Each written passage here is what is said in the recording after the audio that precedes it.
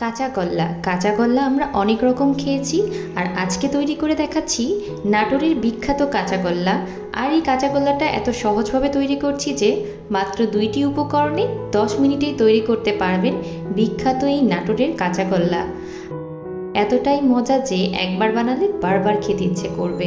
যারা মিষ্টি বানাতে ঝামেলা মনে করেন তারা চাইলে এই রেসিপিটা সহজেই বানিয়ে ফেলতে পারবেন। আশা করছি আমার আজকের রেসিপিটাও আপনাদের সবার ভালো লাগবে। ভালো লাগলে অবশ্যই একটা লাইক আশা করছি এবং বরাবরের মতন ছোট্ট রিকোয়েস্ট করব, যারা এখনও আমার চ্যানেলটি সাবস্ক্রাইব করেননি প্লিজ সাবস্ক্রাইব মাই চ্যানেল। প্রথমেই চুলাতে একটা প্যান বসিয়ে দিয়েছি, তার ভেতরে আমি 2 কাপ পরিমাণ ছানা ব্যবহার করছি। আর এই ছানার রেসিপিটা আমার চ্যানেলে দেওয়া আছে, আপনাদেরকে ডেসক্রিপশন বক্সে সেটা লিঙ্ক দিয়ে দেব, আপনারা সেখান থেকে দেখে নেবেন। ছানার এই ভিডিওটা যদি আমি এখানে শেয়ার করতাম তাহলে রেসিপিটা অনেক লম্বা হয়ে যেত। আর এর ভেতরে দিয়ে দিচ্ছি 1 কাপ পরিমাণ চিনি।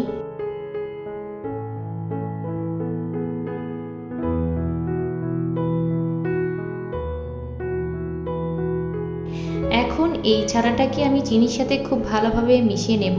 আর চুলার আঁচটা কিন্তু একদম লোতে থাকবে। তো যেহেতু আমি এটাকে ডিপ ফ্রিজে রেখে দিয়েছিলাম, তাই এটাকে হাত দিয়ে এভাবে চিনির সাথে একটু মিশিয়ে নেবেন। আমার চ্যানেলে ছানার কালোজাম মিষ্টি আর 2টি উপকরণে ছানার সন্দেশের রেসিপি দেওয়া আছে, আপনারা চাইলে সেটাও ফলো করতে পারেন।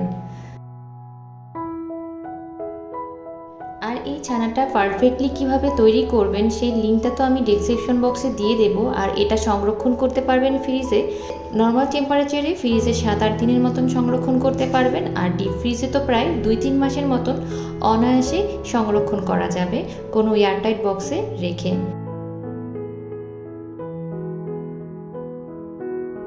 এখন এই চিনিটাকে একটা স্প্যাচুলার সাহায্যে খুব ভালোভাবে ছানার সাথে মিশিয়ে নিচ্ছি। কিছুক্ষণের মধ্যে দেখবেন চিনি থেকে অনেকটা পানি বের হয়েছে, আর এই পানিটাকে খুব ভালোভাবে শুকিয়ে নিতে হবে। তো এর ভেতরে আপনারা চাইলে গুঁড়া দুধ ব্যবহার করতে পারেন, কনডেন্স মিল্কও ব্যবহার করতে পারেন। তবে আমি 2টি উপকরণে আজকের এই নাটোরের বিখ্যাত কাঁচাগোল্লাটা তৈরি করে দেখাবো, তাই এখানে আমি এক্সট্রা কিছু ব্যবহার করছি না। তো প্রিয় দর্শক, দেখতে পাচ্ছেন আমার কাঁচাগোল্লাটা কিন্তু পানিটা অনেকটা শুকিয়ে গিয়েছে। এখন আমি এটাকে আপনাদের সামনে পরিবেশন করছি। তো কিছু বাদাম, কিশমিশ ও জাফরান দিয়ে এটাকে পরিবেশন করছি।